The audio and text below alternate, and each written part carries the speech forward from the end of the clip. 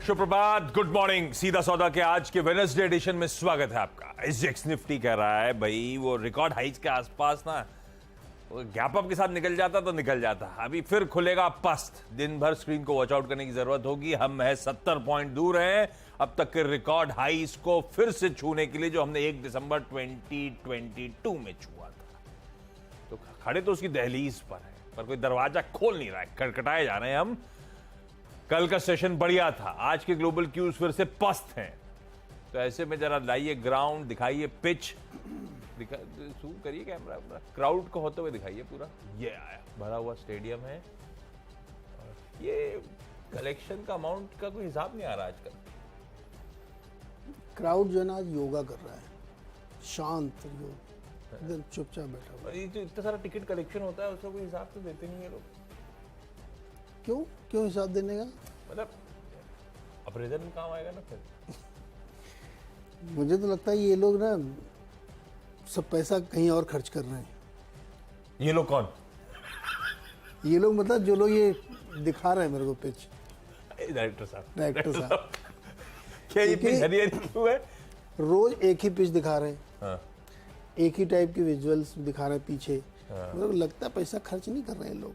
ये बिल्कुल वैसे ही हो गया जैसे 500 करोड़ की वो वीएफएक्स वाली फिल्म बनी है कि 50 करोड़ की बनी है, पता नहीं। वैसे ही लग रहा है मेरे को। अब ऐसा वो इच्छा भी चली गई ऐसे कुछ देखने की, कुछ ऐसा लग रहा है। इतना ज्यादा कल दिखाऊंगा मैं एक, मैंने वो क्या अपने पुराने वो राम जी थे ना, गोविल साहब, अरुण गोविल जी, इसी बीच में उनका बड़ा अच्छा सा एक वो वीडियो आया है, मैं कल दिखाऊंगा, कल सुबह 7 बजे दिखाऊंगा। ओके। वो प्रोफाउंड इम्पैक्ट था रामायण का, दिखाऊंगा। मैं अभी कुछ नहीं बोलेंगे, सुबह 7 बजे कल। आप पिच के बारे में बताओ।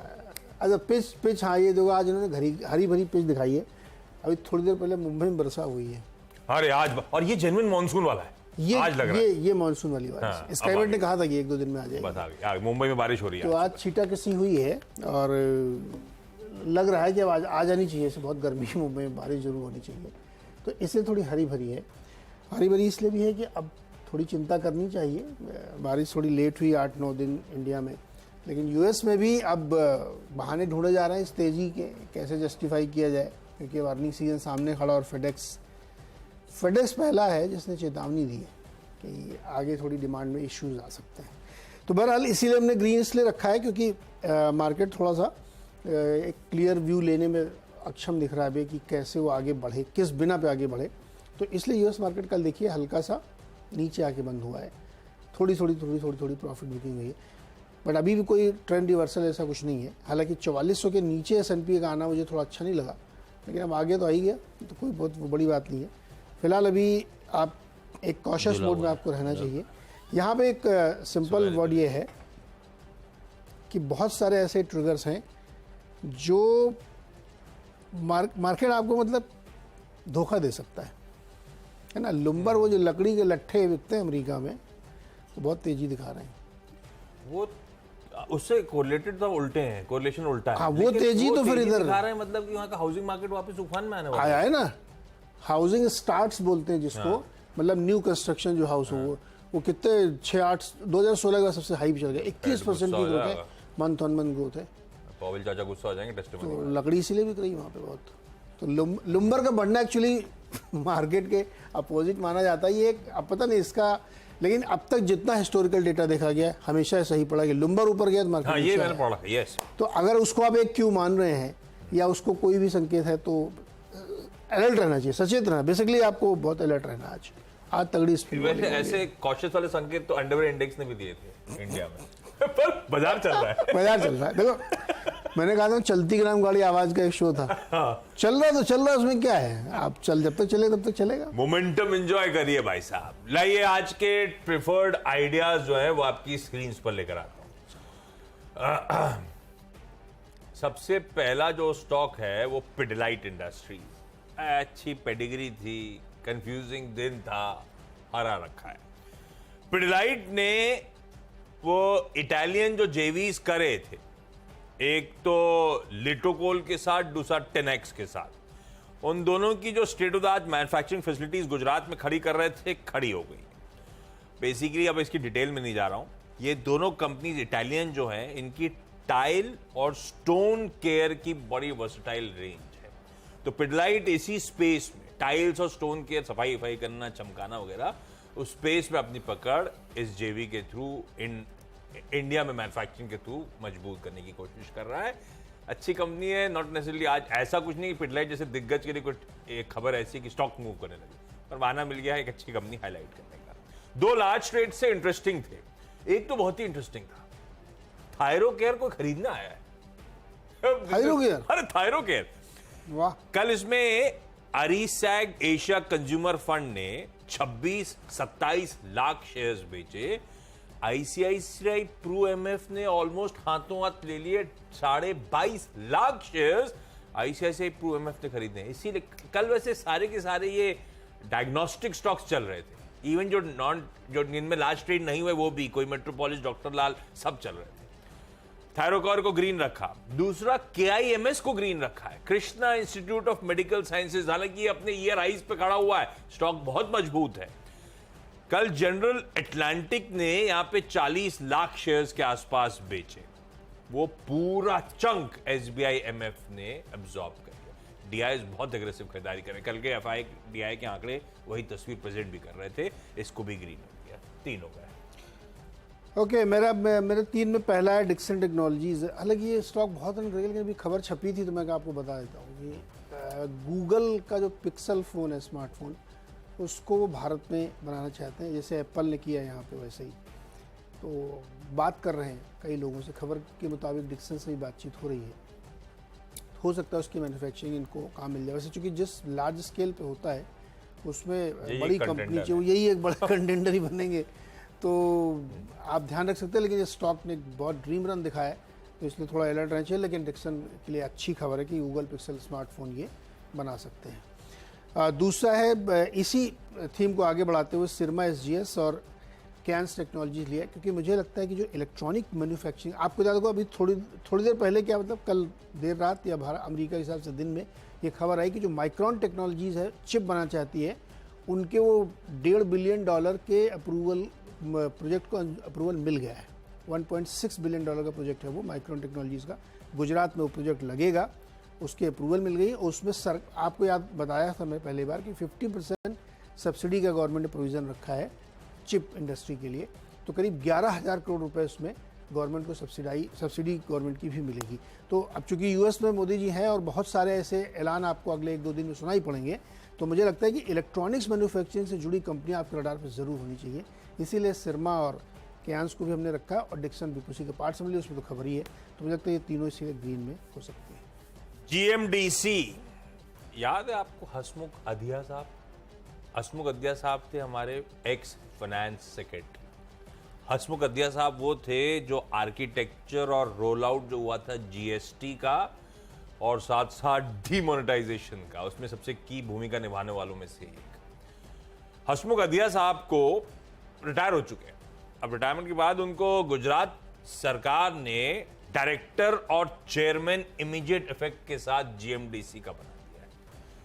मुझे इंटरेस्टिंग लगा, अधिया साहब कुछ ना कुछ बढ़िया करेंगे, छाप छोड़ जाएंगे। जीएमडीसी को ग्रीन कराया मैंने, जीआर इंफ्रा प्रोजेक्ट्स को ग्रीन कराया। हालांकि स्टॉक अच्छा मूव ऑलरेडी एंजॉय कर रहा है। इसको एक 4 लेनिंग का कॉन्ट्रैक्ट एनएचएआई से मिला है, इसीलिए इसको ग्रीन छोड़ के जा रहा हूं।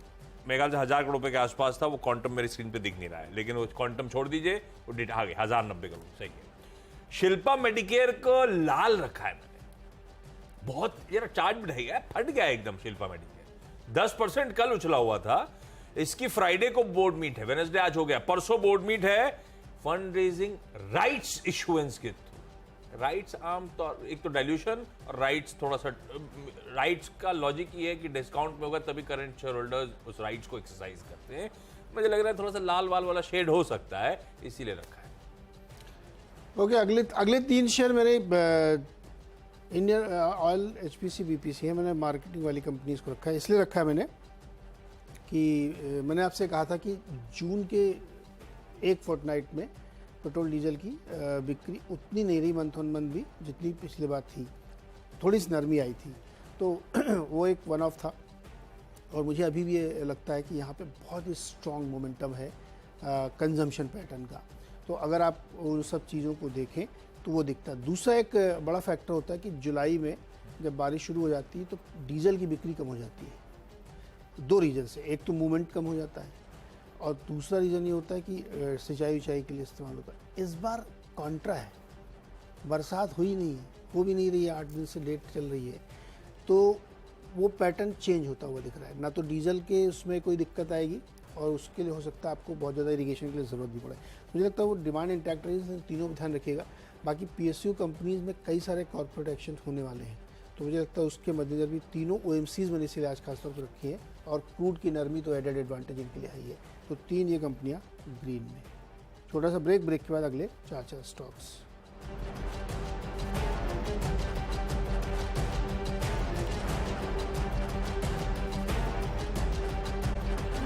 स्वागत है। अगले 4 शेयर्स जो हैं उसमें एक मन्नापुरम फाइनेंस है, जिस पे मॉर्गन स्टैनली की रिपोर्ट है और उन्होंने 160 का टारगेट दिया है। उनका ये मानना है कि जो इनकी एक कंपनी आशीर्वाद माइक्रो फाइनेंस जो चेन्नई में ऑपरेट करती है, उसमें राइट्स इशू को अप्रूवल मिल गया है, MD एंड CEO रीअपॉइंट हो गए हैं, कैपिटल इन्फ्यूज़न को मंजूरी मिल गई 150 करोड़ की। तो ये तमाम जो डेवलपमेंट्स हो रहे हैं ये काफ़ी पॉजिटिव है। 160 का टारगेट दिया है। एम्फेसिस IT कंपनी है, इस पे सिटी ने सेल की रेटिंग दी है, टारगेट 1675, और उनका मानना है कि डिमांड इन्वायरमेंट में कोई चेंज नहीं हुआ है नए क्वार्टर में भी, तो दिक्कत है यहाँ पे भी। ओवरऑल ग्रोथ शायद जाके 24 में इम्प्रूव होना शुरू होगी, लेट्स सी क्या होता है। तो इसलिए हमें लगता है कि इसको रेड में रखना चाहिए। डेटा पैटर्न्स और लैंडमार्क कार्स, ये 2 स्टॉक हैं जिनके लॉक इन खत्म होने वाले हैं, 1 साल हो रहा है इनको, तो इसलिए इनको हमने रेड में रखा है। हालांकि डिफेंस से जुड़े हुए स्टॉक में बहुत ही ज़बरदस्त तेज़ी हमने हाल फिलहाल में देखी है। डेटा पैटर्न भी उन्हीं में से एक है, लेकिन 24 तारीख को इनकी लॉक इन खत्म हो रही है और वैसे ही हमको लगता है कि इसमें ये भी खत्म हो रही है लैंडमार्क की, तो ध्यान रखना चाहिए। देखते हैं क्या होता है इसमें। अच्छा, पिरामल एंटरप्राइजेस को हरे में रखा है, श्रीराम फाइनेंस को आज मेंशन नहीं कर रहा हूं, हालांकि मेरा मन था उसे लाल ले जाऊं। अरे परसों नरसों तो इतना सारा माल बिका है, फिर माल बिकने आ गया। इस बार पिरामल एंटरप्राइजेस वहां पे ब्लॉक डील्स के जरिए 8.5% स्टेक 3.1 करोड़ शेयर बेचने आ रही है। मुझे लगता है बहुत सारे FIs DIs की एपेटाइट तो TPG ने अपना माल बेच के सेटिस्फाई कर दी होगी, तो इसी में पर क्या है, कल HDFC AMC में धक्का खाया था, हालांकि ओपनिंग में ही दिख गया था कि वो फट जाएगा स्टॉक, क्योंकि वो पहले ही मार्केट खुलने से पहले लार्ज ट्रेड्स हो गए थे। पिरामल एंटरप्राइजेस को फिर भी ये भी अच्छे मूव्स ऑलरेडी एंजॉय कर रहा है, पर क्या है, ये जो पैसा आना है पूरा इनके पास आएगा, तो उसको ग्रीन रखता हूं। श्रीराम फाइनेंस को अवॉइड कर रहा हूं, लेकिन लॉजिकली मुझे लग रहा था रेड होना चाहिए था, पर उसको रखेंगे नहीं। HDFC लाइफ को रख दिया। आज HDFC एज अ पैक शायद रडाप रखना है। अच्छी खबरें, CCI का अप्रूवल आ गया है, जो स्टेक बढ़ाना चाहता था HDFC एर्गो और इवन HDFC लाइफ में कंपटीशन कमीशन ऑफ इंडिया ने भी मंजूरी दे दी। BHEL को ग्रीन रखा है। भाई कल खराब खबरों के दौरान भी रेजिलिएंट था। कल गाबा जी मेंशन भी कर रहे थे कि इसमें स्ट्रेंथ है, गिरावट में दरअसल खरीदारी करने का मन बनाइए। देखिए क्या स्ट्रेंथ निकल के आई। उसके बाद अपडेट्स ये आए, RVNL ने ऑफिशियल क्लैरिफिकेशन दे दिया। CNBC सहवाग ने तो आपको हाईलाइट दिन के दौरान करना शुरू करा था, वो क्लैरिफिकेशन आ गया है कि कोई ब्रेकडाउन JV में नहीं हुआ है, एक्टिव नेगोशिएशन चल रहे हैं और ऐसी कोई दिक्कत नहीं। इनके लिए दिक्कत ये थी BHEL की, अगर JV टूट जाता तो फिर ये L2 कैसे होते उस L1 के, तो फिर से रीबिड होता। तो BHEL इस समय मेरे को लग रहा है रेजिलिएंट है स्टॉक, इसीलिए ग्रीन रख दिया बस। इंडिया मार्ट इंटरमेश को ग्रीन रख के जा रहा हूं। आज स्प्लिट होके आधा होके नेचुरली कामकाज करना चाहिए, तो शायद कुछ एक्साइटमेंट बिल्डअप हो, सिर्फ इसीलिए ग्रीन। क्विकली छोटा सा ब्रेक के उस पर लौटेंगे तो टीम्स का एक quick wrap up.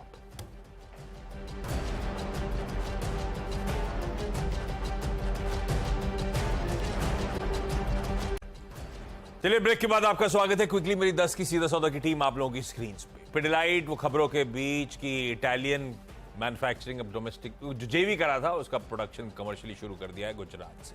Thyrocare, KIMS के जो लार्ज ट्रेड्स हुए, GMDC में हसमुख अदिया साहब चेयरमैन और MD के तौर पे अपॉइंट होते हुए GR इंफ्रा को 1,1100 करोड़ रुपए का ऑर्डर मिला है NHAI से। शिल्पा मेडिकेयर की बोर्ड मीट फ्राइडे को राइट्स इशुएंस पर लाल रख दिया। पिरामल एंटरप्राइजेस माल बेचने वाला है, खूब पैसा आने वाला है जेब में, हालांकि स्टॉक बहुत तेजी कर रहा है। HDFC लाइफ या HDFC ग्रुप मुझे लगता है रडा पे, आज CCI का अप्रूवल भी आता हुआ। BHEL वो RVNL की क्लैरिफिकेशन के बीच में, इवन कल भी रेजिलिएंट था ये स्टॉक। और इंडिया मार्ट इंटरमेश आज एक्स बोनस ट्रेड करेगा, इसीलिए ग्रीन रखेगा। ओके, डिक्सन टेक्नोलॉजी पहला स्टॉक है और खबरें ये हैं कि बातचीत हो रही गूगल से कि शायद पिक्सल स्मार्टफोन उनके लिए बना सकते हैं, ऐसी खबरें छपी हुई हैं। और एप्पल वाले बिल्कुल मॉडल को डिक्सन अप्लाई करना चाहता है, लेकिन स्टॉक में बहुत रनअप है, इसलिए ध्यान रखना चाहिए। और चूँकि इलेक्ट्रॉनिक मैन्युफैक्चरिंग को इंडिया में बहुत बूस्ट दिया जा रहा है, माइक्रॉन की चिप मेकिंग वाले प्रोजेक्ट को गवर्नमेंट का अप्रूवल मिल गया है और उसमें 11,000 करोड़ की सब्सिडी भी शामिल है। तो सिरमा, SGS, क्यांस टेक्नोलॉजी, जो इस तरह कंपनी है जो इस काम में लगी हुई है, उन पर ध्यान रखना चाहिए। और US विजिट के दौरान भी बहुत सारे ऐलान हो सकते हैं। IOC, BPC, HPC में ध्यान रखिए। और मुझे लगता है कि क्रूड ऑयल की नरमी, डिमांड और मॉनसून की वीकनेस, इन सब को मिलाएं तो इन कंपनीज के लिए बेहतर परफॉर्मेंस है। मन्नापुरम फाइनेंस, MS ने ओवरवेट की रेटिंग दी, 160 का टारगेट दिया है। एम्फेसिस में सेल की रेटिंग दी है सिटी ने, और उनको लगता है कि यहाँ पे दिक्कत हो सकती है। डेटा पैटर्न्स और लैंडमार्क्स में ध्यान रखना चाहिए। लिस्टिंग के बाद से अब इसमें लॉक इन खुल रहा है।